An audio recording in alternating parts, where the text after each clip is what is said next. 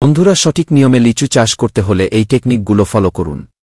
প্রথমে লিচু গাছের ডালের মাঝখানে এরকম একটি অংশ কেটে নিবেন, নিয়ে সুন্দর করে খোসা ছড়িয়ে নিবেন। তারপর একটি কাঁচা হলুদ কেটে নিবেন, নিয়ে ভালোভাবে গাছের ডালে লাগিয়ে দিবেন। এবার একটি প্লাস্টিকের গ্লাস নিন, নিয়ে এটার মাঝখানে ঠিক করে কেটে নিন। নেয়ার পর এবার সেই গাছের ডালের কাটা অংশটিতে লাগিয়ে দিবেন। এবার সেটার ভেতর চারপাশে সুন্দর করে পরিমাণ মতো গোবর ঢুকিয়ে নেবেন। এখন একটি পলিথিন নিয়ে গাছের সেখানে ভালোভাবে প্লাস্টিকের সুতা দিয়ে বেঁধে দিন।